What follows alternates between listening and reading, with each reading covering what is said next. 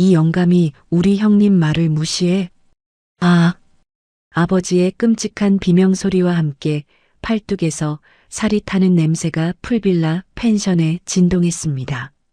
문신을 한 깡패가 아버지를 뜨거운 바비큐 그릴 위로 밀쳐버린 겁니다. 여보, 이 나쁜 놈들아. 가족들의 평화로운 휴가는 순식간에 지옥으로 변했습니다. 하지만 깡패들은 몰랐습니다. 그들이 방금 건드린 가족의 딸이 사실은 707 특수임무단 출신 괴물이었다는 것을. 이제부터 그들을 향한 처절한 참교육이 시작됩니다. 오늘의 사연 시작합니다.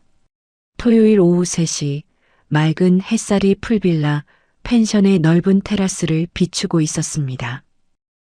이서연이 바비큐 그릴 앞에서 숯불을 정리하며 말했습니다. 아버지, 고기 언제 올려드릴까요? 이 부장이 의자에서 일어나며 만족스러운 표정을 지었습니다. 조금만 더 기다려보자. 불이 아직 센 것 같은데. 박 여사가 수영장 옆 테이블에 접시들을 나열하며 환하게 웃었습니다. 아이고, 정말 좋다. 우리 서연이 얼굴 보기가 하늘의 별 따기인데 이렇게 다 같이 휴가 오니까 살 것 같네. 이민준이 수영장에서 올라와 수건으로 머리를 말리며 다가왔습니다. 누나, 진짜 웬일이야? 이렇게 편하게 쉬는 게 몇 년 만이냐고. 서연이 숯을 집게로 뒤집으며 조용히 대답했습니다. 그러게요. 전역하고 나서도 정신이 없었는데. 갑자기 옆 빌라에서 쿵쿵거리는 음악 소리가 터져 나왔습니다. 이 부장이 눈살을 찌푸리며 고개를 돌렸습니다. 아니, 저 사람들 너무 시끄럽잖아. 공공장소에서 예의가 없네, 원. 음악 소리가 더욱 커지더니 남자들의 거친 웃음소리가 섞여 들렸습니다. 서연이 본능적으로 몸을 긴장시키며 옆 빌라 쪽을 살펴봤습니다. 문신을 새긴 팔이 빌라 난간 너머로 보였고 술병을 들고 있는 남자의 실루엣이 어른거렸습니다. 박 여사가 불안한 목소리로 말했습니다. 여보, 저 사람들 좀 봐요. 꼭 행패 부릴 것 같이 생겼어. 우리 그냥 조용히 해요, 네. 그때 옆 빌라에서 남자 5명이 우르르 나타났습니다. 앞장선 남자는 40대 후반으로 보였고 목과 팔에 용문신이 선명했습니다. 그 뒤로 따라오는 남자들 역시 험상궂은 인상의 문신투성이었습니다. 황 사장이 담배를 입에 물고 서연네 가족 쪽으로 걸어오며 소리쳤습니다. 어이, 거기. 아저씨. 이 부장이 당황하며 뒤를 돌아봤습니다. 네. 저를 부르시는 건가요? 황 사장이 담배 연기를 짙게 내뿜으며 비웃었습니다. 그래, 당신. 우리가 지금 좋은 일 있어서 한잔하는데 옆집이 너무 조용하니까 흥이 깨지잖아. 안 그래? 독사라는 별명의 말라깽이 남자가 앞으로 나서며 손가락을 까딱거렸습니다. 우리 형님이 말씀하시는데 쳐다보지도 않고 뭐해? 대답 안 해? 이 부장이 당황한 채로 일어서며 조심스럽게 말했습니다. 죄송하지만 저희는 가족끼리 조용히 식사 중이라서요. 황 사장이 큰 소리로 웃으며 부하들을 돌아봤습니다. 가족 식사? 그럼 우리랑 같이 하면 되겠네. 시끄러우면 같이 시끄러워져야지. 얼른 와서 우리 형님한테 술 한 잔 따라, 아저씨. 이 부장이 고개를 저으며 정중하게 거절했습니다. 정말 죄송하지만 저는 술을 못 마십니다. 몸이 좋지 않아서요. 독사가 갑자기 눈을 부라리며 성질을 냈습니다. 뭐, 몸이 안 좋아? 이 영감이 지금 누굴 무시해? 우리 형님이 주는 술을 거절해? 독사가 이 부장의 어깨를 거칠게 밀쳤습니다. 균형을 잃은 이 부장이 뒤로 비틀거리다가 켜져 있던 바비큐 그릴 위로 팔이 떨어졌습니다. 아! 이 부장이 비명을 지르며 팔을 끌어안았습니다. 팔뚝에 붉은 화상 자국이 생기며 물집이 올라오기 시작했습니다. 박 여사가 남편에게 달려가며 울부짖었습니다. 여보, 여보, 괜찮아요? 아이고, 팔, 어떡해. 이 나쁜 놈들아. 이민준이 분노로 얼굴이 새빨갛게 달아오르며 스마트폰을 꺼내들었습니다. 이 미친 자식들이, 당신들 지금 뭐 하는 짓이야? 내가 이거 다 찍고 있어. 경찰에 신고할 거야. 황 사장이 민준에게 성큼 다가가며 멱살을 움켜잡았습니다. 뭘 찍어? 이 어린 놈의 자식이 겁도 없이. 황 사장이 민준의 스마트폰을 빼앗아 수영장 쪽으로 집어던졌습니다. 스마트폰이 수영장 물속으로 풍덩 빠지며 물거품이 일었습니다. 민준이 황 사장의 손을 뿌리치며 소리쳤습니다. 아, 내 핸드폰. 이 미친놈이. 박 여사가 손을 싹싹 빌며 떨리는 목소리로 빌기 시작했습니다. 제발, 제발 그만하세요. 저희가 뭘 그렇게 잘못했는데요? 네, 제발 살려주세요. 서연이 지금까지 상황을 지켜보며 조용히 분석하고 있었습니다. 상대방 5명 모두 주먹 다짐에 익숙해 보이는 체격입니다. 무기는 보이지 않지만 술에 취해 있어 예측 불가능합니다. 주변의 다른 펜션 투숙객들은 보이지 않고 펜션 직원도 없습니다. 서연이 깊게 숨을 들이쉬며 앞으로 나섰습니다. 저희 아버지가 실수했습니다. 정말 죄송합니다. 서연이 황 사장 앞에서 깊숙이 허리를 숙여 90도로 절했습니다. 용서해 주세요. 저희가 잘못했습니다. 황 사장이 서연의 굴복 자세를 보며 만족스러운 듯 희죽거렸습니다. 진작 이랬어야지. 그래, 예의가 바르네. 아가씨가 뭘 좀 아는구만. 황 사장이 담배를 빼물고 서연의 턱을 만지려고 손을 뻗었습니다. 얼굴도 예쁘장한 게. 이리 와서 우리 형님이랑 한 잔. 서연이 반사적으로 황 사장의 손목을 움켜잡았습니다. 707에서 단련된 그녀의 손아귀에 황 사장이 깜짝 놀라며 눈을 크게 떴습니다. 독사가 서연에게 다가가며 소리쳤습니다. 뭐야? 이 계집애가 겁도 없이 안나? 독사가 서연을 밀치려고 손을 뻗는 순간 서연이 황 사장의 손목을 잡은 채 그의 팔을 안쪽으로 비틀었습니다. 황 사장의 팔꿈치가 독사의 명치를 정확히 가격했습니다.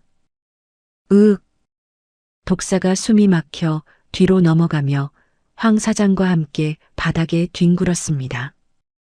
황 사장이 비틀거리며 일어나 얼굴을 새빨갛게 달구고 소리쳤습니다. 이 미친 계집애가 여기 사장 어디 있어? 사장 당장 불러. 황 사장이 주머니에서 휴대폰을 꺼내 번호를 누르며 악을 썼습니다. 야, 김 사장. 당장 안 튀어나와. 손님이 우리한테 시비 걸고 사람을 팼다고. 잠시 후 펜션 사장이 헐레벌떡 달려왔습니다. 50대 중반의 뚱뚱한 남자가 황 사장에게 허리를 굽히며 비굴하게 말했습니다. 아이고, 황 사장님, 이게 무슨 일이십니까? 아이고. 황 사장이 서연을 가리키며 화를 냈습니다. 저 계집애가 감히 우리한테 먼저 손을 댔다고. 당신 펜션 관리 이따위로 할 거야? 펜션 사장이 서연 가족을 노려보며 큰 소리로 꾸짖었습니다. 아니, 이 양반들이 지금 우리 귀한 손님들한테 무슨 짓거리야. 당장 사과 못해요? 당신들 이거 영업 방해야, 알아? 서연이 펜션 사장의 반응을 보며 모든 것을 깨달았습니다. 이들은 단순한 불량배가 아니라 펜션과 결탁한 조직이었습니다. 서연이 가족들을 자신의 뒤로 밀며 조용히 말했습니다. 엄마, 아버지, 민준이는 뒤로 가세요. 서연이 주머니에서 휴대폰을 꺼내 112를 눌렀습니다. 전화기 너머로 상황실 직원의 목소리가 들렸습니다. 112 신고센터입니다.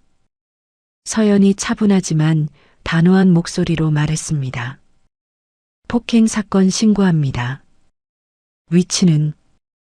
황 사장이 바닥에서 일어나며 이를 갈았습니다. 저게 집에 가. 감히 날 때렸어? 니들 다 봤지. 전현이 먼저 나한테 손댔어. 독사가 복부를 움켜쥐고 일어서며 도끼를 품고 말했습니다. 형님, 걱정 마십시오. 전현, 제가 오늘 아주 뼈를 부러뜨려 놓겠습니다. 황 사장이 나머지 부하들을 향해 손짓하며 소리쳤습니다. 뭘 꾸물거려. 다 같이 덤벼. 전현 당장 잡아. 조폭 4명이 서연을 둘러싸며 포위망을 좁혔습니다. 서연이 뒤쪽 가족들을 향해 급하게 지시했습니다. 빌라 안으로 당장 들어가세요. 들어가서 문 바로 잠그세요. 어서요. 박 여사가 화상 입은 남편을 부축하며 눈물을 흘렸습니다. 서연아, 안 돼. 쟤들하고 싸우면 어떡해. 우리 그냥 도망가자. 응? 제발. 이민준이 누나를 걱정스럽게 바라보며 아버지의 다른 쪽 팔을 잡았습니다. 누나, 혼자 어떻게 하려고 그래? 서연이 시선을 조폭들에게서 떼지 않으며 단호하게 말했습니다. 제 말 들으세요.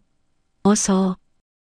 박 여사가 울부짖으며 남편과 아들을 데리고 빌라 안으로 피했습니다. 문이 닫히는 소리와 함께 자물쇠 채우는 소리가 들렸습니다. 독사가 주먹을 불끈 쥐며 앞으로 나섰습니다. 이제 믿는 구석도 없겠다? 어디 한번 버텨보시지. 다른 부하가 서연의 옆구리를 노리며 달려들었습니다. 서연이 몸을 살짝 옆으로 돌리며 그의 손목을 낚아챘습니다. 상대의 팔을 비틀며 어깨 관절에 압력을 가하자 부하가 비명을 지르며 바닥에 무릎을 꿇었습니다. 아, 내 팔. 동시에 뒤에서 또 다른 조폭이 서연의 목을 조르려 했습니다. 서연이 뒤로 팔꿈치를 찔러 그의 명치를 가격하고 즉시 몸을 돌려 상대의 다리를 걸었습니다. 조폭이 균형을 잃고 수영장으로 풍덩 빠졌습니다. 으악, 살려줘. 나 수영 못해. 독사와 나머지 한 명이 양쪽에서 동시에 덤벼들었습니다. 서연이 낮게 몸을 숙이며 독사의 다리를 잡아 들어 올렸습니다. 독사가 공중에서 뒤집히며 옆에 동료와 머리끼리 부딪혔습니다. 두 사람이 뒤엉켜 바닥에 굴렀습니다. 서연의 움직임은 거칠거나 잔인하지 않았습니다. 마치 정교한 시계 부품처럼 정확하고 효율적이었죠. 상대의 힘을 이용해 서로 부딪히게 만들거나 관절의 약한 부분만 정확히 노렸습니다. 황 사장이 눈앞의 상황을 믿지 못하며 뒷걸음질 쳤습니다. 이게 다 뭐야? 전현 정체가 뭐야? 괴물이야? 그때 멀리서 경찰차 사이렌 소리가 들렸습니다. 곧이어 경찰차 2대가 펜션 입구로 들어왔습니다. 50대 초반의 뚱뚱한 경찰관이 여유롭게 차에서 내렸습니다. 김반장이라 불리는 그는 담배를 입에 물고 천천히 걸어왔습니다. 황 사장이 김반장을 보자마자 달려가며 손을 잡았습니다. 김형? 아이고, 김형. 빨리 좀 오지. 저 미친년이 내 부하들을 다 작살냈어. 전현 당장 어떻게 좀 해줘. 김 반장이 바닥에 쓰러진 조폭들과 멀쩡히 서 있는 서연을 번갈아 보았습니다. 그리고 비웃는 듯한 표정을 지으며 고개를 끄덕였습니다. 김 반장이 서연의 가족이 피해 있는 빌라 문을 주먹으로 두드렸습니다. 문 열어. 경찰서에서 나왔어. 안 열어? 안에서 박 여사의 떨리는 목소리가 들렸습니다. 경찰관님, 저희는 아무 잘못 없어요. 저 사람들이 먼저. 김 반장이 큰 소리로 윽박질렸습니다. 시끄럽고 증거 인멸할 생각 말고 당장 문 열라고. 서연이 김 반장에게 차분하게 말했습니다. 정당방위였습니다. 저들이 먼저 제 아버지를 다치게 하고 저희를 위협했습니다. 김 반장이 서연을 위아래로 훑어보며 코웃음 쳤습니다. 정당방위? 아가씨 혼자서 건장한 남자 넷을 이 꼴로 만들었는데 그게 정당방위야? 지나가는 개가 웃겠다. 김 반장이 뒤에 따라온 순경에게 손짓하며 지시했습니다. 뭐해? 전현 당장 안 채우고. 현행범이야, 현행범. 서연이 주머니에서 낡은 신분증을 꺼내 보였습니다. 저는 707 특수임무단 대위로 전역했습니다. 신원 확인해 보시죠. 김 반장이 신분증을 힐끗 보고는 손으로 쳐냈습니다. 특수부대? 그게 벼슬이야? 군복 벗으면 다 똑같은 민간인이야. 민간인이 사람을 이렇게 팼으면 얌전히 잡혀가야지. 어디서 신분증을 내밀어. 순경이 서연에게 다가와 수갑을 꺼냈습니다. 서연이 저항하지 않고 순순히 손목을 내밀었습니다. 찰칵. 차갑고 무거운 수갑이 서연의 손목을 조였습니다. 그때 빌라 문이 열리며 이민준이 뛰어나왔습니다. 이거 나요. 우리 누나 잘못 없다고요. 저 자식들이 먼저 우리 아빠 밀쳐서 다치게 했단 말입니다. 김 반장이 민준을 거칠게 밀치며 소리쳤습니다. 어디서 어린 놈이 공무집행 방해죄로 너도 같이 콩밥 먹고 싶어? 썩 꺼져. 민준이 뒤로 비틀거리며 넘어졌습니다. 박 여사와 이 부장이 빌라에서 나와 김 반장에게 빌었습니다. 경찰관님, 제발요. 제발 저희 딸 말 좀 들어주세요. 저 사람들이 먼저 행패를 부렸어요. 우리 딸은 우릴 지키려고. 김 반장이 그들을 무시하며 서연을 경찰차로 끌고 갔습니다. 시끄러워. 증거도 다 있고 피해자들 목격자도 다 있잖아. 특수상해. 넌 빵에 가서 푹 썩을 줄 알아. 서연이 경찰차에 태워지며 가족들을 바라봤습니다. 박 여사가 무너지듯 주저앉으며 울고 있었고 이 부장은 화상 입은 팔을 움켜쥐고 있었습니다. 민주는 주먹을 불끈 쥔 채 분노와 무력감으로 떨고 있었죠. 황 사장이 김 반장의 어깨를 두드리며 만족스러워했습니다. 아이고, 역시 우리 김 형사님이 최고야. 아주 속이 다 시원하네. 고마워. 김 반장이 담배를 깊이 빨며 여유롭게 대답했습니다. 뭘? 우린 법과 질서를 지키는 경찰이잖아. 당연히 할 일을 해야지. 경찰차가 출발하며 서연은 창문 너머로 가족들을 마지막으로 바라봤습니다. 그리고 속으로 다짐했습니다. 이 일이 이렇게 끝나지 않을 거라고요. 유치장 철창 안에서 서연이 차가운 벤치에 앉아 있었습니다. 회색 콘크리트 벽과 형광등이 만드는 차가운 분위기가 서연을 감쌌죠. 김 반장이 조사실 문을 열고 들어오며 서류를 책상에 탁 내려놓았습니다.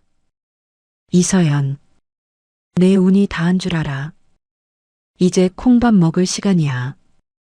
40대 후반의 정장을 입은 남자가 김 반장 뒤로 따라 들어왔습니다.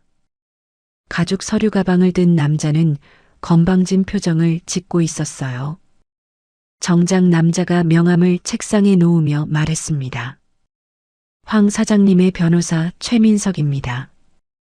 피해자 측에서 특수상해로 고소장을 정식 제출했습니다. 김 반장이 서연을 향해 고개를 끄덕이며 협박하듯 말했습니다. 들었지? 여자 혼자서 남자 넷을 작사를 내. 이건 빼도 박도 못하는 특수상해야.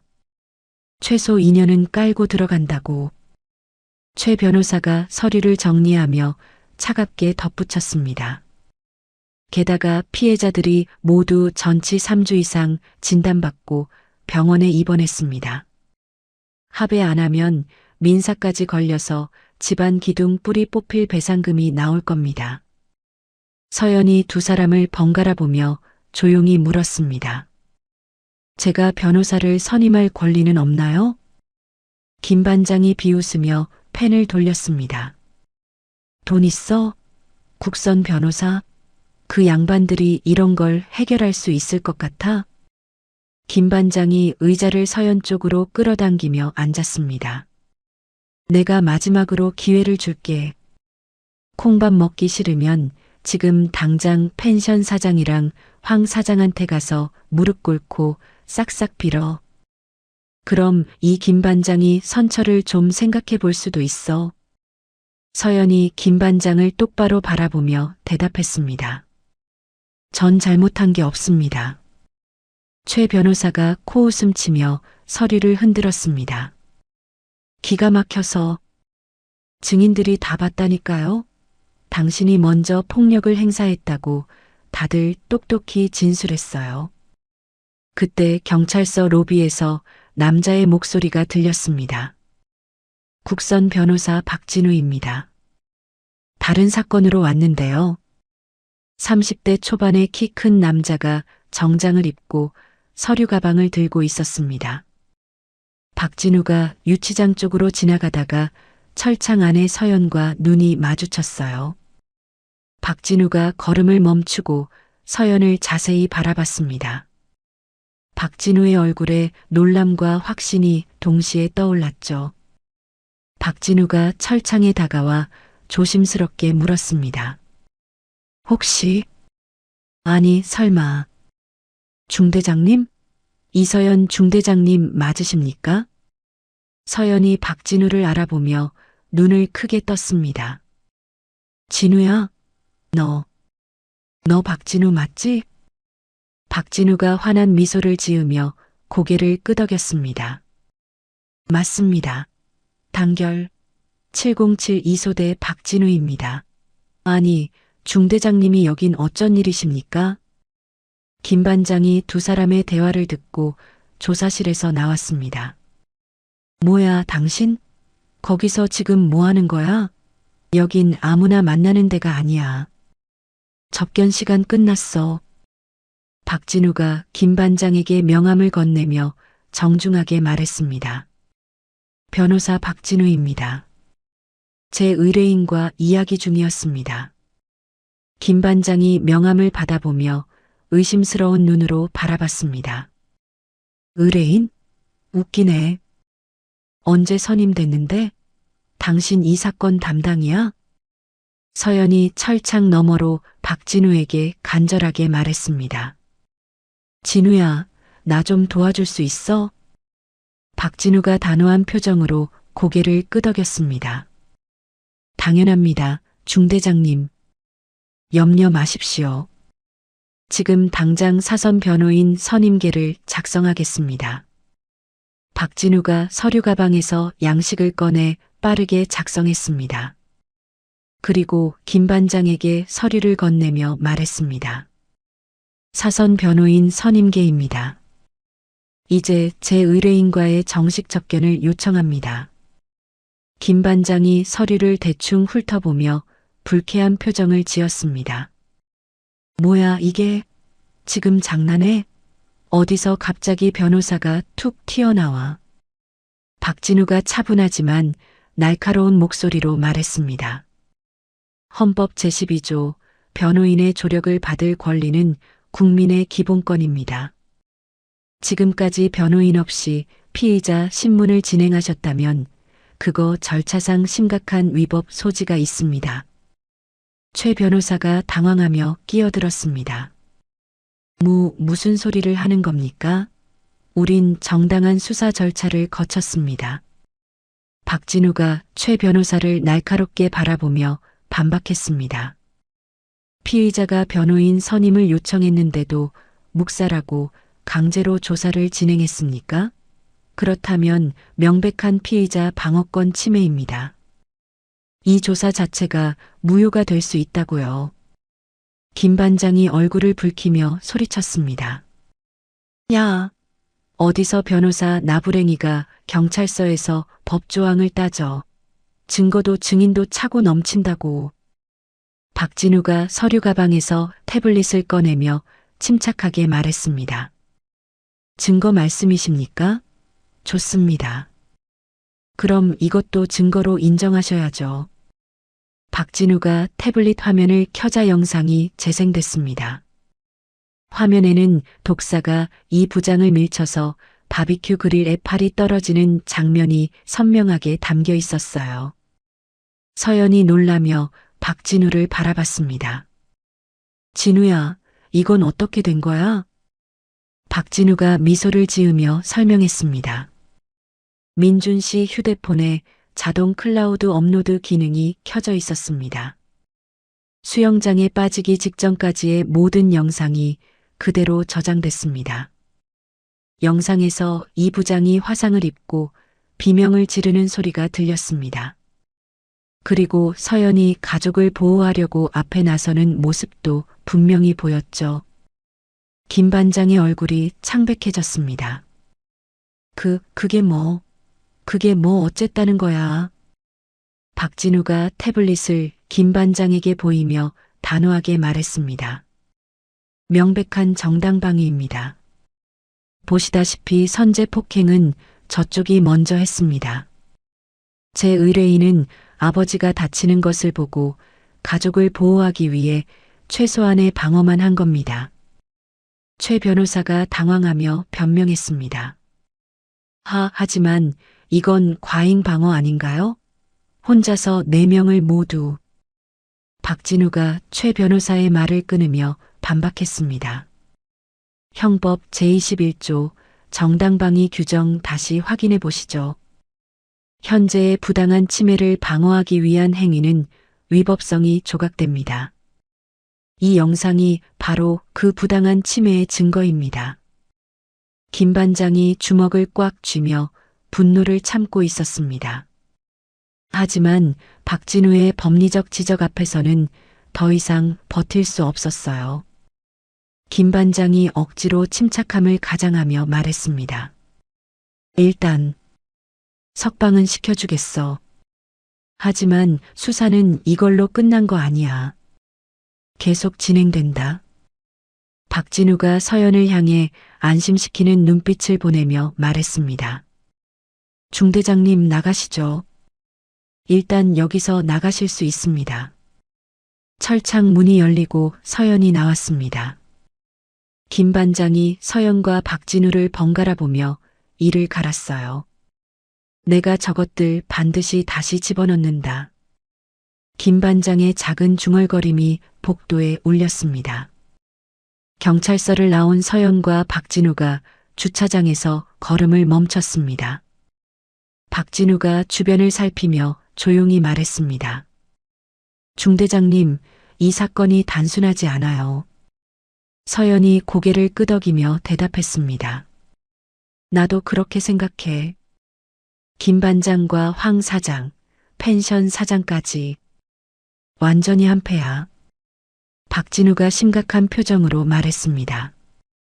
지역 카르텔 같네요. 이런 조직을 상대하려면 더 확실한 증거가 필요할 겁니다. 다음 날 아침 낡은 모텔방에서 이서연 가족이 초라한 모습으로 앉아 있었습니다. 이 부장이 붕대를 감은 팔을 조심스럽게 만지며 신음소리를 냈어요.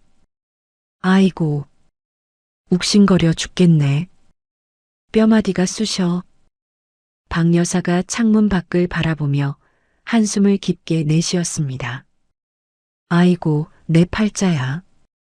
우리가 전생에 무슨 죄를 졌다고 하루아침에 이런 꼴을 당해. 이게 무슨 날벼락이냐고. 이민준이 바닥에 앉아 고개를 떨구고 있었습니다. 다 나 때문이야. 내가 괜히 핸드폰으로 찍겠다고 나서지만 않았어도.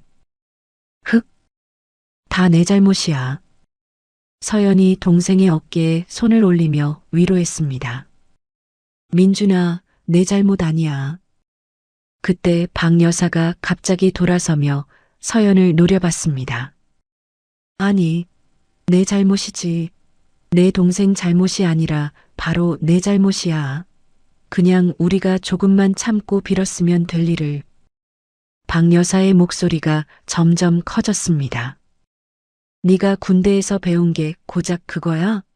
왜 일을 이렇게 크게 만들어? 왜 그 깡패들하고 싸우냐고. 서연이 어머니의 분노를 받아내며 조용히 말했습니다. 엄마, 아버지가 다치셨잖아요. 박 여사가 눈물을 훔치며 소리쳤습니다. 팔 좀 다친 게 대수야?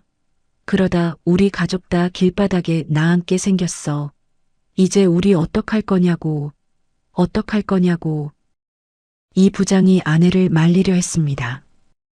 여보, 그만 좀 해. 애 앞에서. 서연이도 우리 지키려다 그런 걸 어떡해. 박 여사가 남편을 향해 화를 냈습니다. 당신은 입 좀 다물어요. 맨날 저렇게 딸 편만 드니까 애가 저 모양 저 꼴이잖아. 아이고, 내 속이야. 방 안의 분위기가 얼어붙었습니다. 그때 모텔 문을 두드리는 소리가 들렸어요. 똑똑똑. 서연이 문 쪽으로 조심스럽게 다가갔습니다. 누구세요? 박진우 변호사입니다. 중대장님. 서연이 안도하며 문을 열었습니다. 박진우가 정장 차림으로 서류 가방을 들고 서 있었어요.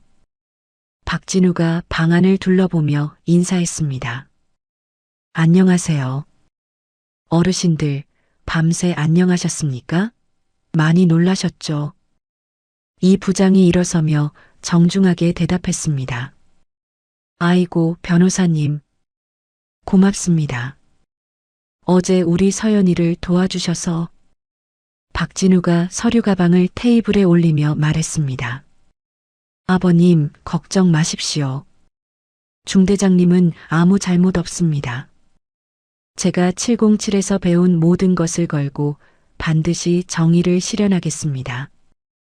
박 여사가 의심스러운 눈으로 박진우를 바라봤습니다. 정혜? 아이고, 변호사님. 그 정에 타령하다가 우리 식구 다 굶어 죽게 생겼어요. 지금 우리 꼴이 이게 뭐예요? 박진우가 서류 가방에서 파일들을 꺼내며 설명했습니다. 제가 이 지역에서 3년간 활동하면서 모아둔 자료가 있습니다. 파일 표지에 황제철 불법 펜션 운영 의혹이라고 적혀 있었습니다. 박진우가 서류를 펼치며 계속 말했습니다. 보십시오. 황 사장과 김 반장의 유착관계, 불법 펜션 용도 변경, 환경법 위반. 제가 3년 동안 모은 증거가 이만큼입니다. 서연이 서류들을 살펴보며 고개를 끄덕였습니다. 이 정도면.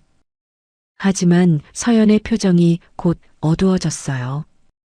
아니, 이건 부족해. 이 정도 비리 자료만으로는 김 반장 같은 뱀장어 같은 놈을 완전히 무너뜨릴 수 없어. 박진우가 의아한 표정을 지었습니다. 왜요? 이 정도면 충분한 증거 아닌가요? 서연이 창밖을 바라보며 생각에 잠겼습니다. 저 늙은 너구리가 꼬리 자르고 빠져나갈 구멍은 100개도 넘어. 더 확실한 거. 아주 치명적인 약점을 잡아야 해. 박진우가 서연의 말을 이해하며 고개를 끄덕였습니다. 그렇다면 어떻게 하시겠습니까? 서연이 돌아서며 결연한 표정을 지었습니다. 직접 들어가서 확인해야겠어. 이민준이 깜짝 놀라며 일어섰습니다. 뭐, 누나,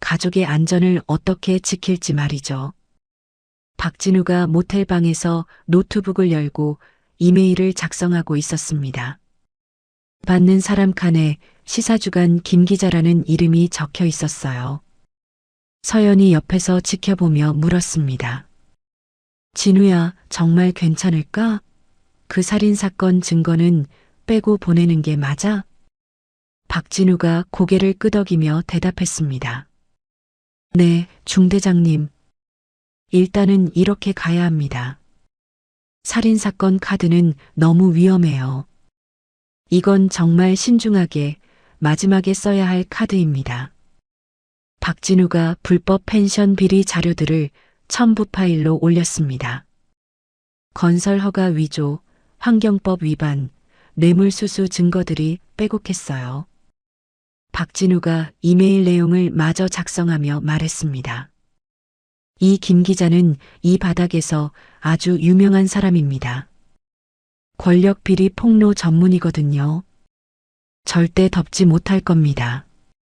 서연이 불안한 표정으로 물었습니다. 우리 신호는 확실히 보호되는 거지? 박진우가 안심시키며 대답했습니다. 걱정 마십시오. 당연히 익명 제보로 처리했습니다. 김 기자도 그 정도 의리는 있어요. 취재원 보호는 철저하거든요.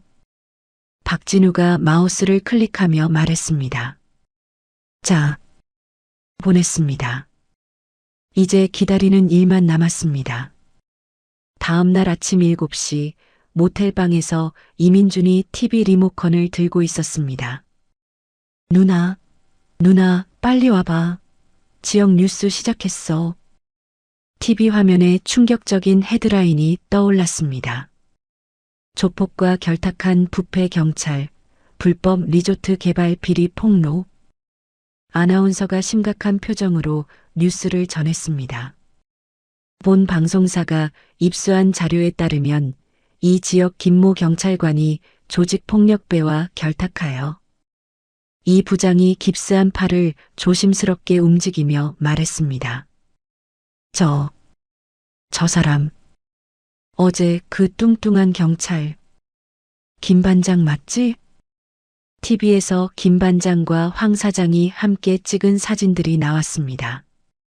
술자리에서 웃고 있는 모습, 골프장에서 악수하는 장면들이요. 박 여사가 놀라며 손을 입에 댔습니다. 어머머머. 저것들 봐. 세상에 징그러워라. 정말로 한패였잖아. 아이고. 서연이 TV를 보며 박진우에게 말했습니다. 진우야. 정말 대단하다. 이렇게 빨리 터질 줄은 몰랐어. 박진우가 스마트폰을 확인하며 기쁜 표정을 지었습니다. 난리 났습니다. 중대장님. 다른 언론사들도 전부 받아서 연쇄 보도하고 있어요. 인터넷도 완전히 뒤집어졌습니다. TV에서 기자가 지방경찰청 앞에서 중계하고 있었습니다. 지방경찰청은 긴급 감찰에 착수했다고 발표했습니다. 해당 경찰관은 즉시 직위해제 조치되었고 이민준이 주먹을 불끈 쥐며 소리쳤습니다. 옳지. 잘됐다. 쌤통이다. 저 나쁜 놈들. 오후 2시쯤 TV에서 생중계가 시작됐습니다. 황 사장의 펜션에 감찰반과 수사관들이 들이닥치고 있었어요. 현재 압수수색이 진행되고 있습니다. 펜션 사무실과 황 씨의 자택을 동시에 서연 가족들이 TV 앞에 모여 앉아 숨죽여 지켜봤습니다. 박 여사가 서연의 손을 잡으며 떨리는 목소리로 말했습니다. 서연아, 내 딸. 아이고, 엄마가 미안해. 내가 속이 상해서 어제 너한테 너무 심하게 말했지? 이놈의 입이 방정이야. 미안하다, 우리 딸. 서연이 어머니의 손을 꼭 잡으며 대답했습니다. 아니야, 엄마. 괜찮아. 엄마 마음 내가 다 알아. 나 하나도 안 서운해. 이 부장이 깁스한 팔로 서연의 어깨를 두드렸습니다. 우리 딸 장하다. 아버지가 정말 자랑스럽다. 네가 우리 가족을 살렸어. 박 여사의 눈에서 눈물이 흘러내렸습니다. 안도와 미안함이 섞인 복잡한 감정이었어요. 아이고, 우리 서연이가 이렇게 대단한 일을 해냈구나. 아이고, 내 새끼. 오후 4시 TV에서 더 큰 뉴스가 터졌습니다. 황 씨와 조직원들이 불법 펜션 운영 및 뇌물 공여 혐의로 구속영장이 신청되었습니다. 기자가 법원 앞에서 보도하고 있었습니다. 당초 특수폭행 혐의였던 것이 더 큰 범죄로 전환되면서 서연이 박진우를 바라보며 놀란 표정을 지었습니다. 와, 일이 이렇게까지 커질 줄은 몰랐네. 박진우가 만족스러운 미소를 지으며 설명했습니다. 여론이 이렇게 터졌으니까요. 검찰에서도 윗선 눈치 보느라 꼼짝없이 강력하게 수사할 수밖에 없는 겁니다. 저녁 7시 뉴스에서 결정적인 장면이 나왔습니다. 김 반장이 기자들에게 둘러싸여 경찰서에서 나오고 있었어요. 김 반장의 얼굴은 창백했고 표정이 굳어 있었습니다. 기자들이 마이크를 들이대며 질문을 쏟아냈어요. 황 씨와의 관계를 해명해 주세요. 뇌물은 얼마나 받으셨습니까? 사과 한마디 없으십니까? 김 반장이 고개를 숙인 채 아무 말 없이 걸어갔습니다.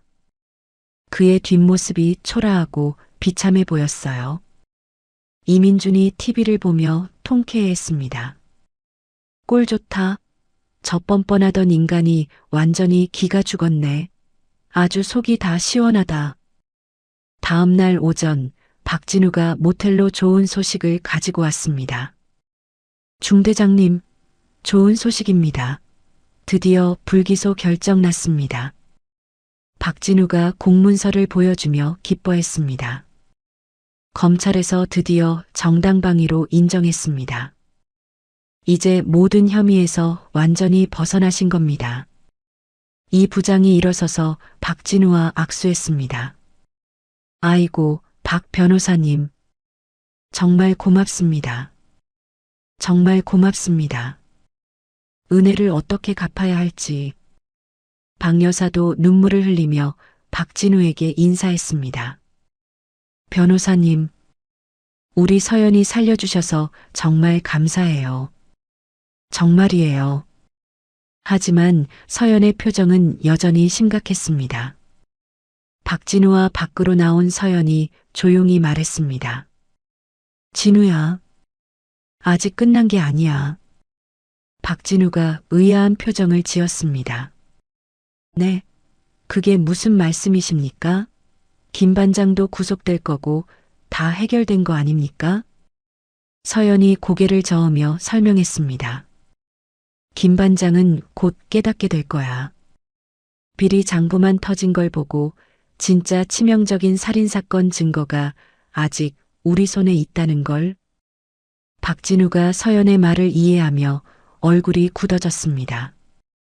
아, 그렇다면 우리가 더 위험해지는 거 아닙니까? 서연이 고개를 끄덕이며 단호하게 말했습니다. 맞아. 김 반장은 이제 감옥 가는 것 말고는 잃을 게 없어. 그렇게 궁지에 몰린 놈이 가장 위험한 법이야. 그 시각 직위해제 통보를 받은 김 반장이 집에서 술을 마시고 있었습니다. TV에서 자신이 비참하게 나오는 뉴스를 보며 분노하고 있었어요. 김 반장이 술병을 집어던지며 소리쳤습니다. 이서연, 이 독한 년, 감히 날 건드려? 다 그년 때문이야. 내가 이대로 무너질 것 같아. 김 반장이 갑자기 무언가를 떠올리며 얼굴이 창백해졌습니다. 펜션 사무실 금고 안에 USB와 살인사건 서류들이요.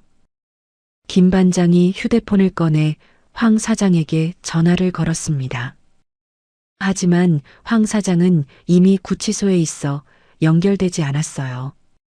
김 반장의 손이 덜덜 떨리기 시작했습니다. 설마. 아니야. 그것까지 들켰을 리가 없어. 만약 그랬다면 진작살인 교사로 터뜨렸겠지. 하지만 김 반장은 확신했습니다. 이서연이라는 여자가 단순한 사람이 아니라는 것을요. 김 반장이 차 열쇠를 집어들며 중얼거렸습니다. 아니야. 위험해.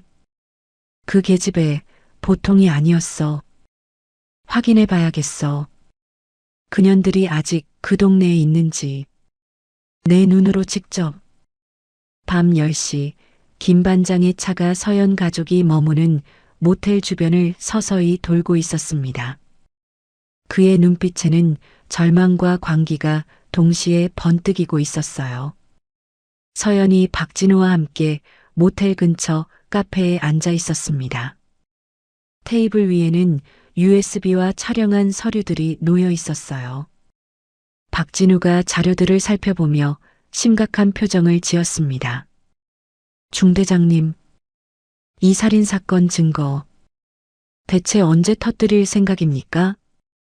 서연이 커피를 한 모금 마시며 생각했습니다. 아직 때가 아니야. 김 반장 같은 놈은 궁지에 몰리면 쥐도 무는 법이야. 무슨 짓을 할지 몰라. 박진우가 고개를 끄덕이며 동의했습니다. 그렇긴 합니다. 일단 비리 사건으로 저놈들 발목이 묶였으니. 하지만 서연이 스마트폰을 확인하며 말했습니다. 일단 돌아가자. 엄마 아버지가 불안해하실 거야. 두 사람이 카페를 나와 모텔로 향했습니다. 그 시각 모텔 주차장에서 이민준이 혼자 담배를 피우고 있었습니다. 스트레스로 인해 처음 시작한 담배였어요. 이민준이 휴대폰으로 친구에게 문자를 보내고 있었습니다. 요즘 집안일로 정신없어. 나중에 연락할게. 그때 뒤에서 발소리가 들렸습니다. 이민준이 고개를 돌리려는 순간 목 뒤에 차가운 것이 닿았어요. 지지직. 전기 충격기의 전류가 몸을 관통하며 이민준이 그 자리에 쓰러졌습니다. 김 반장이 술 냄새를 풍기며 기절한 이민준을 차에 끌어올렸습니다. 즉, 어린 놈이. 내 독한 누나 때문에 네가 고생이 많다. 김 반장이 이민준을 뒷좌석에 눕히고 밧줄로 묶었어요. 그리고 주차장을 빠져나가며 중얼거렸습니다. 이서연, 네가 날 건드렸어. 이제 진짜 끝장을 보자. 누가 이기나. 30분 후 서연이 박진우와 함께 모텔에 도착했습니다. 주차장에서 박 여사의 다급한 비명소리가 들렸어요. 민준아, 우리 민준이. 아이고, 민준아. 서연이 급하게 뛰어가며 물었습니다. 엄마, 정신 차려요. 무슨 일이에요? 박 여사가 울면서 서연을 붙잡았습니다. 민준이가, 우리 민준이가 없어졌어. 잠깐 담배 피우고 온다더니. 엉엉. 애가 감쪽같이 사라졌다고. 이 부장이 깁스한 팔로 벽을 짚고 서며 말했습니다. 내가 나가봤는데 아무리 불러도 대답도 없고 폰도 꺼져 있어. 서연이 주차장을 샅샅이 살펴보기 시작했습니다. 구석진 곳에서 이민준의 운동화 한 짝이 떨어져 있었어요. 서연이 신발을 집어들며 얼굴이 굳어졌습니다. 이거 민준이 신발이에요. 박진우가 신발 주변을 조사하며 말했습니다. 이쪽을 보십시오, 중대장님. 타이어 자국이 선명합니다. 아주 급하게 빠져나간 것 같습니다. 그때 서연의 휴대폰이 울렸습니다. 발신자 표시에 공중전화라고 나타났어요. 서연이 떨리는 손으로 전화를 받았습니다. 여보세요. 김 반장의 목소리가 떨리며 들려왔습니다. 이서연, 이 독한 년, 내 동생, 내 손에 있어. 서연의 목소리가 차갑게 가라앉았습니다. 김 반장, 드디어 본색을 드러내는군. 김 반장이 헐떡이며 계속 말했습니다. 시끄러워. 펜션에서 훔쳐간 USB. 그거 당장 갖고 와. 원본. 서연이 냉정함을 유지하려 애쓰며 물었습니다. 무슨 소리인지 모르겠는데. 김 반장이 광적으로 소리쳤습니다. 이게 끝까지. 2년이 내 동생 목숨이 달렸어. 당장 안 가져오면 내 동생 죽는다고. 전화기 너머로 이민준의 신음소리가 희미하게 들렸어요. 누나. 살려줘. 서연의 눈빛이 순식간에 변했습니다. 707 중령 시절의 냉혹함이 되살아났어요. 민준이 털끝 하나라도 건드리면 당신 내 손에 죽어. 김 반장이 비웃으며 대답했습니다. 웃기네. 지금 네가 그럴 입장이야? 네가 날 죽이러 오기 전에 이놈 목부터 딸 거니까. 박 여사가 서연 옆에서 전화 내용을 듣고 주저앉았습니다. 아이고 안 돼. 우리 민준이. 제발 우리 아들 좀 살려주세요. 이 부장이 아내를 부축하며 분노했습니다. 이 악마 같은 놈, 천벌받을 놈. 서연이 심호흡을 하며 가족들을 진정시키고 김 반장에게 말했습니다. 좋아. 원하는 게 그거라면 어디로 가면 되지? 김 반장이 잠시 침묵하더니 대답했습니다. 1시간 뒤에 다시 전화해. 그때까지 얌전히 준비나 하고 있어. 전화가 끊어졌습니다. 박진우가 급하게 스마트폰을 꺼내며 말했습니다. 제가 아는 경찰 간부에게 연락해서 공중전화 위치 추적을.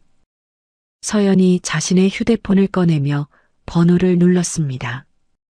아니, 그보다 빠른 방법이 있어. 전화가 연결되자 남자의 목소리가 들렸습니다. 중대장님, 웬일이십니까? 서연이 다급하게 말했습니다. 강 중사, 나야. 비상사태다. 통신 추적 지원해줘. 강 중사가 즉시 진지해졌습니다. 무슨 일입니까? 명령만 내리십시오.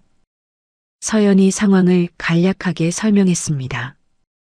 공중전화 역추적, 실시간 위치 파악. 10분 안에 가능해? 강 중사가 자신 있게 대답했습니다. 충분합니다. 707 통신망 돌리겠습니다. 박 여사가 소파에 쓰러지며 울고 있었습니다. 어떻게 이런 일이. 우리 민준이가 무슨 죄가 있다고. 흑흑. 서연이 어머니 옆에 무릎 꿇고 앉으며 손을 잡았습니다. 엄마, 정신 차려요. 내가 민준이 꼭 데려올게. 약속해. 이 부장이 걱정스러운 목소리로 말했습니다.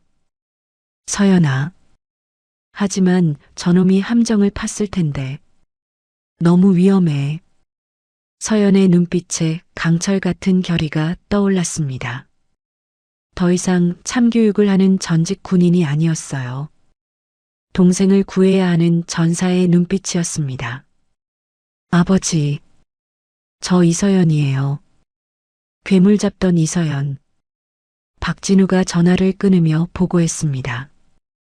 경찰 쪽에서도 움직이겠다고 합니다. 하지만 관할 문제로 시간이. 서연이 김 반장에게 문자를 보내며 말했습니다. 상관없어. 경찰은 뒤에서 받쳐주기만 하면 돼. 일단 시간을 벌어야겠어. 문자 내용은 간단했습니다. 알겠다. 교환 장소와 시간 알려달라. 곧이어 김 반장에게서 답장이 왔습니다. 주소와 함께 섬뜩한 협박이 적혀 있었어요. XXC 폐공장. 밤 11시. 혼자 와. 경찰 냄새만 나도 내 동생 목숨은 없어. 서연이 주소를 박진우에게 보여주며 말했습니다. 여기군. 박진우가 주소를 확인하더니 얼굴이 어두워졌습니다. 폐공장 단지. 거긴 밤에 아무도 안 갑니다. 완전한 사각지대예요. 강 중사에게서 전화가 왔습니다. 중대장님, 위치 떴습니다. 말씀하신 대로 폐공장 근처 전화박스입니다. 서연이 모든 정보를 종합하며 작전을 구상하기 시작했습니다. 김 반장이 선택한 장소는 최악의 조건이었어요. 하지만 포기할 수는 없었습니다. 서연이 박진우와 가족들을 바라보며 단호하게 말했습니다. 민준이는 제가 반드시 살아서 데려옵니다. 박 여사가 서연을 붙잡으며 울먹였습니다. 서연아, 제발, 너까지 잘못되면 엄마는 못 살아. 제발. 서연이 어머니를 안아주며 속삭였습니다. 엄마, 저 믿으시죠? 707에 불가능은 없습니다. 밤 9시 서연은 작전 준비에 들어갔습니다. 김 반장과의 최종 결전을 위해서 말이죠. 모텔방에서 서연이 노트북 화면을 응시하고 있었습니다. 강 중사가 보내준 폐공장 위성사진과 건물 도면이 펼쳐져 있었어요. 서연이 빨간 펜으로 건물에 표시를 하며 중얼거렸습니다. 틀림없어. 2층 난간. 저기가 저격하기도 좋고 도망치기도 좋은 위치야. 김 반장은 분명 저기 숨어 있을 거야. 박진우가 옆에서 지도를 보며 걱정스럽게 말했습니다. 중대장님, 이건 너무 위험합니다. 혼자 들어가시는 건 말도 안 돼요. 저놈이 무슨 짓을 할 줄 알고. 서연이 고개를 저으며 단호하게 대답했습니다. 아니, 다른 방법이 없어. 김 반장은 지금 제정신이 아니야. 경찰 냄새만 맡아도 민준이 목숨이 위험해져. 서연이 스마트폰으로 강 중사에게 전화를 걸었습니다. 강 중사, 나야. 저격 지원 가능해? 강 중사의 목소리가 들렸습니다. 물론입니다. 중대장님, 300m 거리에서 대기하겠습니다. 서연이 지도에서 최적의 저격 위치를 확인했습니다.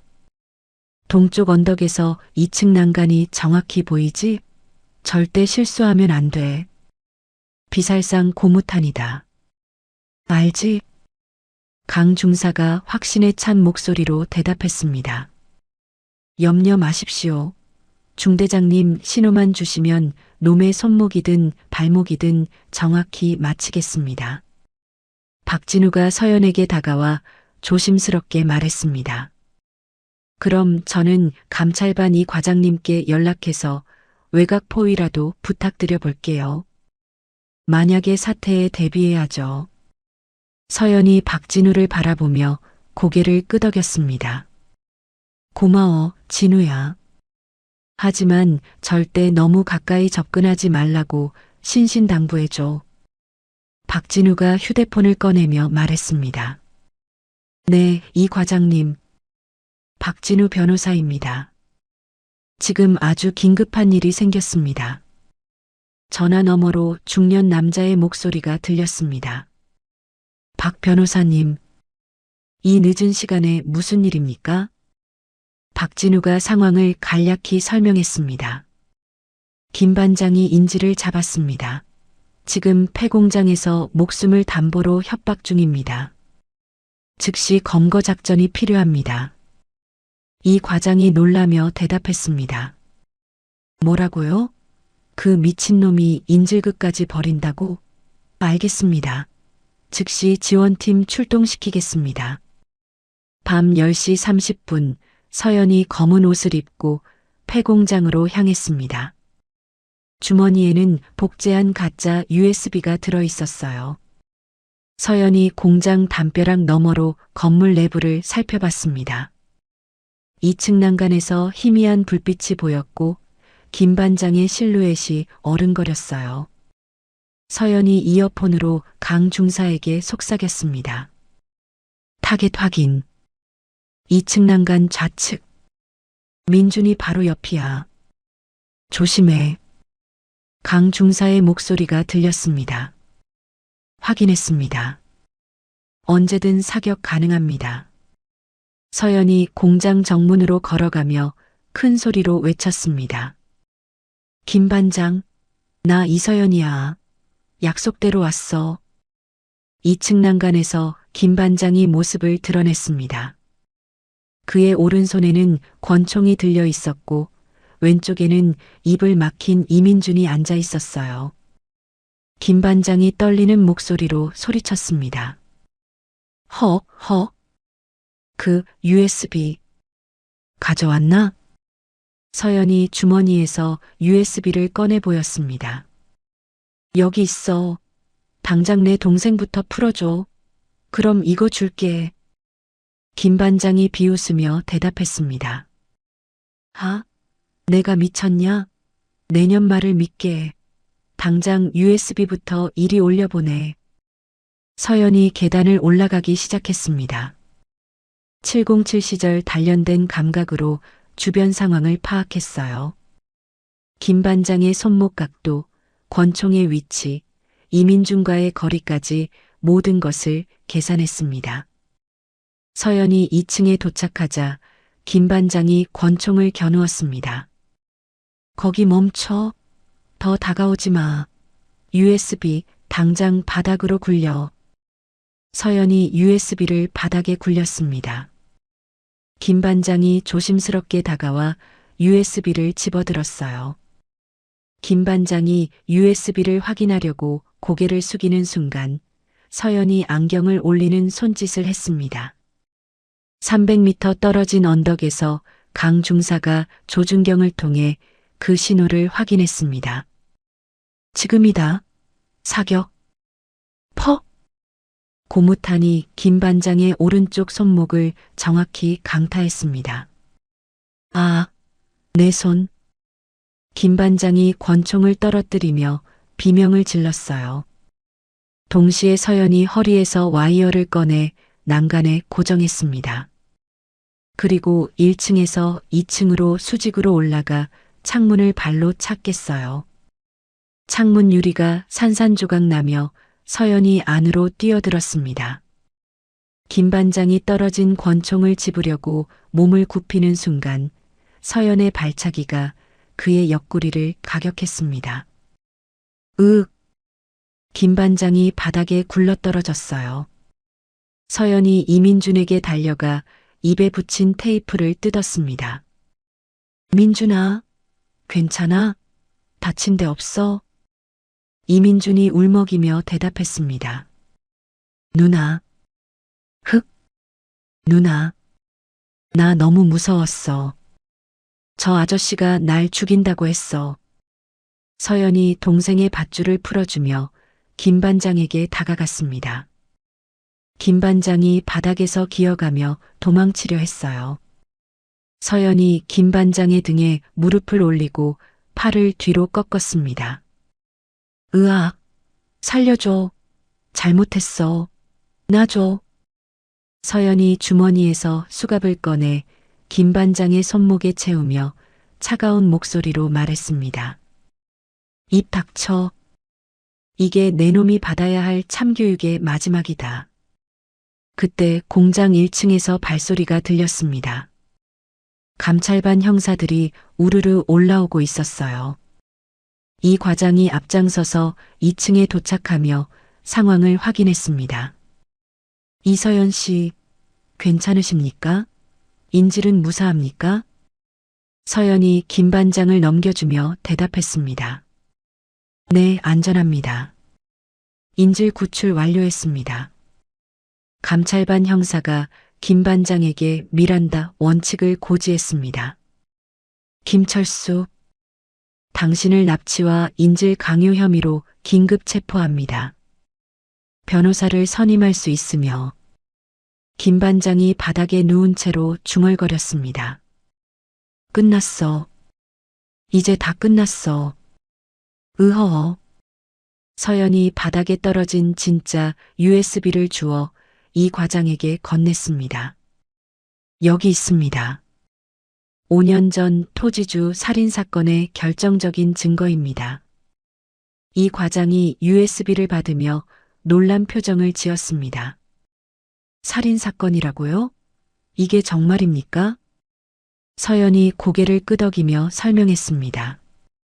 네. 김 반장과 황 사장이 공모한 살인 사건의 모든 증거가 이 안에 담겨 있습니다. 이 과장이 김 반장을 노려보며 말했습니다. 어쩐지 이제야 모든 퍼즐이 다 맞춰지는군요. 저놈이 왜 그렇게 필사적이었는지.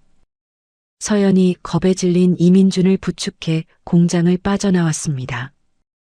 공장 밖에서 박진우가 안도의 표정으로 기다리고 있었어요. 박진우가 이민준을 보며 안심했습니다. 민준 씨, 괜찮아요? 다친 데는 없고요? 이민준이 고개를 끄덕이며 누나에게 기댔습니다. 누나가 정말 영화처럼 날 구했어요. 너무 멋있었어요.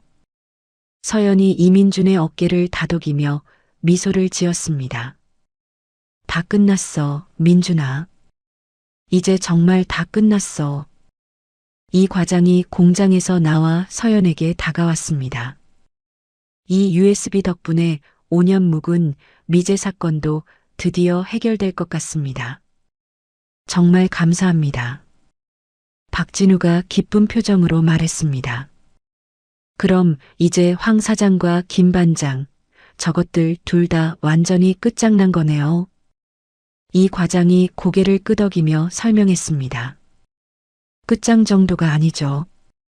살인 교사, 시체 은폐, 납치, 뇌물수수. 아마 평생 감옥에서 썩게 될 겁니다. 최고형을 면하기 어려울 거예요. 서연이 하늘을 올려다보며 깊게 숨을 들이쉬었습니다. 마침내 모든 것이 끝났다는 안도감이 밀려왔어요.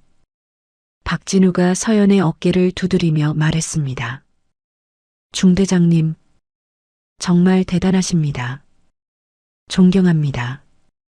서연이 이민준과 박진우를 바라보며 따뜻하게 미소 지었습니다. 아니야. 우리 모두가 함께 해낸 거야. 새벽 2시 모든 것이 정리되고 서연 가족이 집으로 돌아가는 길이었습니다. 김 반장과 황 사장은 모두 구속되어 법의 심판을 받게 되었죠. 모든 사건이 해결된 일주일 후 이서연의 가족이 집으로 돌아가는 차 안에서 조용히 앉아 있었습니다. 창밖으로 지나가는 풍경을 바라보며 각자 지난 일들을 되새기고 있었어요. 차 안은 고요했지만 무거운 침묵은 아니었습니다. 서로에 대한 깊은 신뢰와 유대감이 온 가족을 감싸고 있었거든요. 이 부장이 깁스를 완전히 제거한 팔을 움직이며 벅찬 감동이 밀려오는 얼굴로 서연의 손을 잡았습니다. 우리 딸, 아이고, 아버지가 정말 자랑스럽다. 네가 우리 가족 전부를 살린 거야. 서연이 아버지를 걱정스럽게 바라보며 따뜻한 손길을 느꼈습니다. 아니에요. 아버지가 더 고생하셨죠. 팔은 이제 정말 괜찮으세요? 이 부장이 딸의 얼굴을 바라보며 껄껄 웃었습니다. 아프긴 뭐가 아파. 하나도 안 아팠다. 우리 딸이 이렇게 든든하게 버티고 섰는데 이 아비가 아프면 쓰나. 박 여사가 조수석에서 돌아보며 눈가가 촉촉해져 서연에게 말했습니다. 서연아, 정말 고맙다. 그리고 엄마가 미안해. 박 여사는 감정이 북받치는지 목이 메어 말을 이었습니다. 이 못난 엄마가 그동안 내 속도 모르고 얼마나 널 구박했니? 엄마가 널 하나도 이해 못했어. 정말. 서연이 어머니를 바라보며 따뜻하게 대답했습니다. 아니에요, 엄마. 그런 말씀 마세요. 저도 가족들 너무 걱정시켜서 죄송한걸요. 박 여사가 고개를 세차게 저으며 눈물을 글썽였습니다. 아니야. 절대로 아니야. 네가 우리를 지켜준 거야. 네가 아니었으면 우린. 아이고. 정말 생각만 해도 끔찍하다. 엄마가 정말 미안하다. 우리 딸. 옆자리에 앉은 이민준이 흥분을 감추지 못하고 누나를 향해 엄지를 치켜 세웠습니다. 누나, 진짜 캡이었어. 완전 최고로 멋있었다고. 이민준이 눈을 반짝이며 신나게 말했습니다. 무슨 영화 특수요원보다 10배는 더 대단했어. 우리 누나가 진짜 우리 가족 영웅이야. 서연이 동생의 순수한 찬사를 들으며 그제야 긴장이 풀린 듯 희미한 미소를 지었습니다. 아, 됐거든. 너무 과장하지 마. 이민준이 고개를 저으며 진지한 표정으로 목소리를 높였습니다. 과장이라니. 진짜거든. 누나가 그때 그 깡패놈들 제압하고 나 구해준 거. 나 평생 못 잊어. 서연이 창밖을 바라보며 생각에 잠겼습니다. 지난 며칠간의 일들이 주마등처럼 스쳐 지나갔어요. 707 시절 자신이 가진 힘을 어떻게 써야 할지 고민했던 시간들. 저녁 후에는 그 힘을 숨기려고만 했던 날들. 하지만 이번 일을 겪으며 깨달았습니다. 자신의 힘이 파괴가 아닌 보호를 위해 존재한다는 것을요. 서연이 감회가 새로운 듯 가족들을 바라보며 조용히 말했습니다. 제가 군대에서 그토록 힘들게 배운 모든 기술들이 결국 우리 가족을 지키기 위한 거였나 봐요. 이 부장이 딸의 손을 더 꽉 잡으며 대답했습니다. 그럼 그렇고 말고 내 힘은 사람을 다치게 하는 힘이 아니라 우리처럼 소중한 사람들을 지키는 아주 귀한 힘이야. 박 여사가 눈물을 훔치며 고개를 끄덕였습니다. 맞아. 엄마도 이제야 알겠다. 네가 얼마나 강한 아이인지. 너의 그 굳센 마음이 우리 가족의 버팀목이었어. 서연이 깊게 숨을 들이쉬며 마음속으로 다짐했습니다. 더 이상 과거의 중령도 숨어 지내던 딸도 아닌 자신만의 길을 걷겠다고요. 1년 후 가을이 깊어가는 어느 날이었습니다. TV 뉴스에서 앵커가 단호한 어조로 중요한 소식을 전하고 있었어요. 1년 전 이 지역 사회를 공포로 몰아넣었던 이른바 경찰, 조폭 유착 불법 펜션 사건의 주범들에 대한 최종 선고가 오늘 내려졌습니다. 화면에는 법원 앞에서 기자가 브리핑하는 모습이 나왔습니다. 네, 법원은 조금 전 살인 교사 및 은폐, 인질 납치 등 10여 개 혐의로 기소된 김철수 전 경찰관에게 무기징역을 선고했습니다. 또한 공범인 황재철 씨에게도 살인 방조 및 뇌물 공여 혐의로 징역 25년이라는 중형이 확정됐습니다. 뉴스는 계속해서 후속 조치에 대해 보도했습니다. 한편 범죄의 온상이었던 불법 펜션 단지는 모두 철거됐으며 그 자리는 시민들을 위한 자연공원으로 새롭게 조성됐습니다. 화면에는 깨끗하게 정리된 공원에서 가족들이 산책하는 평화로운 모습이 펼쳐졌어요. 같은 시각 시내 한복판에 새로 문을 연 법률사무소에서 박진우가 의뢰인의 손을 잡으며 상담을 하고 있었습니다. 걱정 마십시오. 억울한 일 당하지 않도록 제가 끝까지 책임지고 도와드리겠습니다. 박진우의 책상 위에는 지역 카르텔을 무너뜨린 변호사라는 신문 기사가 액자에 걸려 있었어요.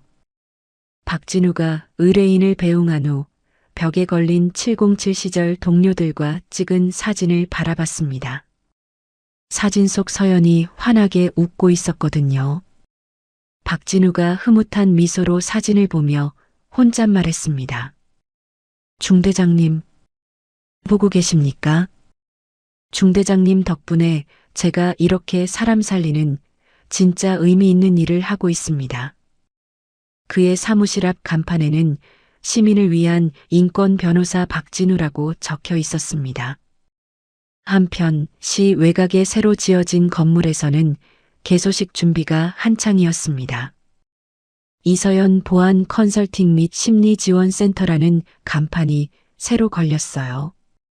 서연이 꼼꼼하게 서류를 체크하며 직원들과 함께 마지막 점검을 하고 있었습니다. 상담실 준비는 다 됐죠?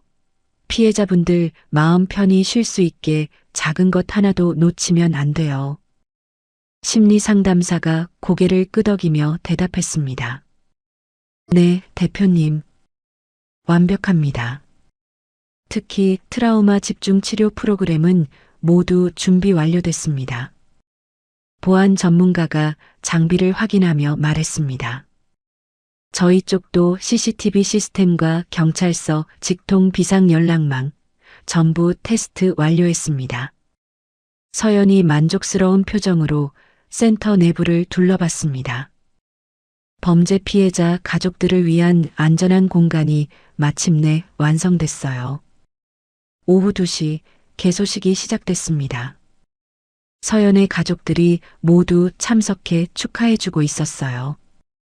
이 부장이 서연에게 다가와 딸의 어깨를 두드리며 자랑스럽게 말했습니다. 아이고, 우리 딸. 이렇게 크고 멋진 일을 시작하는구나. 아버지가 정말 뿌듯하다. 박 여사가 센터 안을 둘러보며 감탄했습니다. 세상에, 정말 잘해놨네. 우리 딸 덕분에 억울한 사람들이 여기서 큰 도움을 받겠어. 정말 장하다. 이민준이 누나 어깨에 손을 올리며 웃었습니다. 누나, 와, 진짜 폼난다. 이제 그냥 영웅이 아니라 영웅들 지켜주는 센터장님이네. 박진우도 축하 화환을 들고 나타났습니다. 중대장님, 아니, 이 대표님, 축하드립니다. 정말 뜻깊고 의미 있는 일입니다. 서연이 박진우와 악수하며 고마워했습니다. 아니야. 박 변호사. 진훈이가 없었으면 여기까지 오지도 못했어. 정말 고마워. 박진우가 겸손하게 고개를 저었습니다. 무슨 말씀을요? 앞으로 저희 법률사무소랑 이 센터랑 꽉 연계해서 억울한 분들 지원하는 일 같이 해나갑시다. 개소식이 끝나고 서연의 가족들이 모여 기념사진을 찍었습니다.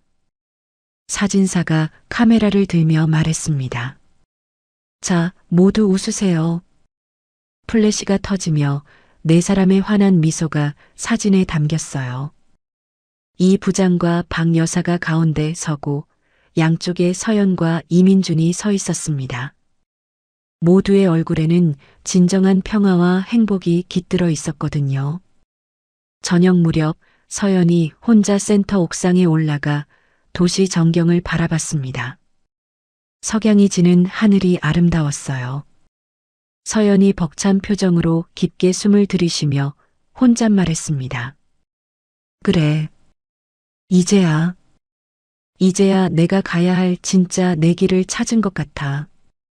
그녀의 눈빛에는 더 이상 과거에 얽매인 중령도 힘을 숨기려 했던 딸도 없었습니다. 자신만의 방식으로 세상을 지키려는 이서연 자신이 있을 뿐이었어요. 서연이 주머니에서 707 시절 동료들과 찍은 사진을 꺼내 바라봤습니다. 그리고 사진을 쓰다듬으며 작게 미소 지었습니다. 다들 고마워. 당신들 덕분에 내가 배운 모든 걸로 이렇게 진짜 중요한 걸 지킬 수 있게 됐어. 바람이 살랑 불며 서연의 머리카락을 날렸습니다. 그녀는 더 이상 과거에 얽매이지 않고 미래를 두려워하지도 않았어요. 지금 이 순간 자신이 사랑하는 사람들을 지킬 수 있는 힘을 가진 이서연으로서 당당하게 서 있었습니다. 해가 지고 별이 하나둘 떠오르기 시작했습니다. 서연이 마지막으로 도시를 내려다보며 다짐했어요. 앞으로도 자신의 힘을 옳는 곳에 사용하겠다고, 소중한 사람들을 지키는 일에 자신의 모든 것을 걸겠다고요. 그렇게 이서연의 새로운 여행이 시작됐습니다. 더 이상 숨어 지내는 전직 군인이 아닌 세상을 향해 당당히 나아가는 진짜 이서연으로서 말이에요. 오늘 이야기 어떠셨나요? 혹시 마지막까지 들어주신 분이 계시다면 잘 들었다고 댓글 하나만 남겨주세요. 여러분에게도 달빛 같은 순간이 찾아올 거예요. 지금까지 달빛 이야기였습니다. 더 좋은 사연으로 다시 찾아뵙겠습니다. 늘 평온한 하루 되시길 바랍니다. 감사합니다.